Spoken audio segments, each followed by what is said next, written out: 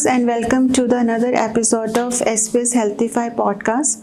My name is Shelly Arora और आज हमारे साथ हैं doctor Karnav Kaushal, who is a senior consultant in gastroenterology department of SBS Hospitals. Welcome to the show, sir. Thank you, ma'am. Sir, आज हम कुछ जानना चाहेंगे regarding cleangioscopy. हाँ जी. So we just all want to know कि what is cleangioscope? Cleangioscope एक छोटा device है. It is a endoscope which is very small in size. 3.5 millimetre इसका डायमीटर होता है. इसका पर्पस होता है कि हम बाइल डक्ट के अंदर जा सके. जो हमारा लिवर और गॉल ब्लैडर है, ये दोनों मिलके एक नलकी से ड्रेन करते हैं, जिसको हम बाइल डक्ट कहते हैं. इसका नॉर्मल साइज बहुत छोटा होता है, 6 मिलीमीटर 7 मिलीमीटर डायमीटर. तो इसके अंदर जाने के लिए हमें इससे भी छोटे साइज का कोई डिवाइस चाहिए, जो कि हम स्पाई ग्लास कोलेंजियोस्कोप जो होता है बोस्टन साइंटिफिक का, उसके थ्रू जा सकते हैं उसके अंदर. सर, मैं जानना चाहूँगी कि जो क्लेंजियोस्कोप है हम किस किस डिजीज़ में यूज़ करते हैं. क्या ऐसी फाइंडिंग होती है स्टमक में या गैस्ट्रो साइंसेस में जिसमें कि क्लेंजियोस्कोप का यूज़ होता है? तो जो कोलेंजियोस्कोप है बेसिकली ये बाइल डक्ट और पैंक्रियाटिक डक्ट होता है, जो उनकी इन्वेस्टिगेशन के लिए हम यूज़ करते हैं. इसकी बहुत स्पेसिफिक इंडिकेशन है. एडवांस्ड एंडोस्कोपी प्रोसीजर है एक ये. इसमें हम सबसे ज़्यादा कॉमनली जो यूज़ होता है वो होता है बड़े स्टोन्स को ट्रीट करने के लिए. जैसे गॉल ब्लैडर में स्टोन बनते हैं, वो सबको पता है. कई बार ही वो स्टोन आके उसकी जो नलकी होती है गॉल ब्लैडर की, उसमें फंस जाते हैं. अब छोटे स्टोन तो हम दूरबीन से निकाल सकते हैं, जो 10-12 मिलीमीटर के होते हैं, 1 सेंटीमीटर के. मगर जो 1.5 सेंटीमीटर 2 सेंटीमीटर या उससे बड़े स्टोन होते हैं, वो कई बार ही निकालने मुश्किल हो जाते हैं. तो ये कोलेंजियोस्कोप से हम बाइल डक्ट के अंदर जा सकते हैं, फिर उसको हम लेज़र से तोड़ सकते हैं उन स्टोन्स को, और फिर वो जब टूट जाते हैं, छोटे हो जाते हैं, तो आराम से बाहर आ सकते हैं. इसके लिए पहले तो ऑपरेशन की ज़रूरत होती थी, जो कि एक काफ़ी मुश्किल ऑपरेशन होता था. सर, मैं ये जानना चाह रही थी कि जो क्लेंजियोस्कोप है वो किस किस प्रॉब्लम्स में यूज़ होता है? ये जैसे मैंने बताया था आपको भी, एक स्टोन में तो ये यूज़ होता ही है, जो बड़े स्टोन होते हैं उनको तोड़ने के लिए.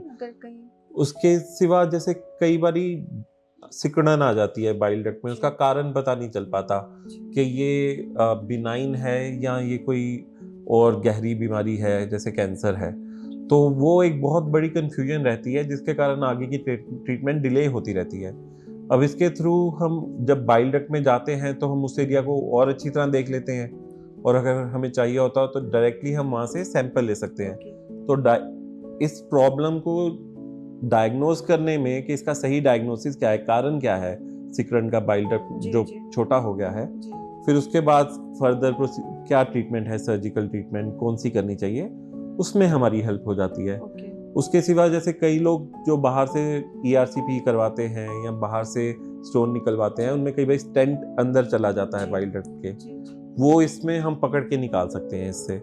उसके सिवा इससे हम पैंक्रियाज जिनके स्टोन होते हैं वो भी तोड़ सकते हैं, और पैंक्रियाज में अगर कोई ऐसे एरिया हो जहाँ से हमें सैंपल लेना है, वो भी लिया जा सकता है. तो मेरे हिसाब से सर काफी मल्टीपर्पज यूज है. हाँ, इसका काफी यूज है.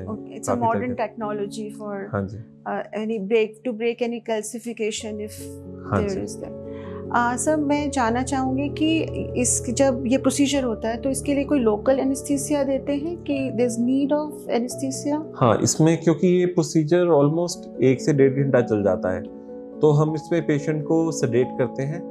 एनेस्थीसिया की हेल्प होती है. कई बारी जो पेशेंट हेल्दी हैं और उनको इसकी ज़रूरत होती है, उसमें फिर हम सिंपल सेडेशन से उनको बेहोश करके ये कर पाते हैं. मगर जो मोर कॉम्प्लेक्स पेशेंट्स हैं, ज़्यादा उम्र है, दिल की बीमारी है, उनको कई बारी फिर हमें ऑपरेशन थिएटर में लेके ये करना पड़ता है. So it's a day care procedure? हाँ जी, मोस्ट ऑफ द पेशेंट्स को हम सेम डे डिस्चार्ज कर देते हैं इसमें. जब पेशेंट को हमें लगता है कि जिस पेशेंट को हमें थोड़ा ऑब्जर्व करने की ज़रूरत है, उसे हम 1-2 दिन रख भी सकते हैं. ओके, तो मोस्टली इसका जो डिस्चार्ज प्रोसीजर है, वो प्रोसेस है, वो सेम डे में ही हो जाता है. नॉर्मल जो हेल्दी पेशेंट्स हैं, मतलब जिनको ज़्यादा कोई प्रॉब्लम नहीं है. हाँ जी, हमारा एम यही रहता है कि 1 दिन में हम पेशेंट को डिस्चार्ज करते हैं सेम डे. और कुछ स्पेसिफिकेशन सर, अगर आप कुछ हमारे व्यूअर्स को बताना चाहें इसके बारे में? बस यही कि ये अभी SPS में हमने दोबारा से शुरू किया है ये प्रोसीजर, और ये पंजाब में बहुत कम जगह पे अवेलेबल है. एडवांस्ड एंडोस्कोपी प्रोसीजर है, और इससे काफ़ी पेशेंट्स की हेल्प हो सकती है जिनको पहले सर्जरी की ज़रूरत होती है या जिनका डायग्नोसिस क्लियर नहीं हो पाता, उनके लिए ये बहुत यूजफुल प्रोसीजर है। तो मैं यही कहना चाहूँगी कि अगर किसी को कोई स्टोन की या गैस्ट्रो से रिलेटेड कोई भी प्रोसीजर या कुछ जानना चाहें तो डॉक्टर कनव से वो एसपीएस में आके मिल सकते हैं, अपॉइंटमेंट ले सकते हैं और इस जो एडवांस टेक्निक है उसका लाभ भी उठा सकते हैं। Thank you so much doctor Kanav for coming on our show. So viewers, thank you so much for watching us. आपके फीडबैक्स, आपकी व्यूज़, आपकी जो भी आप जानना चाहते हैं हमारे अगले एपिसोड में, मैं फिर से कहूँगी कि आप हमें अपने नीचे कमेंट बॉक्स पे लिख सकते हैं कि आप हमारे किस डॉक्टर से, किस स्पेशलिस्ट से मिलना चाहते हैं, ताकि हम आपकी सारी मिथ और सारे क्वेरीज, सारे क्वेश्चंस का आंसर दे पाएँ। Thank you so much. Thank you.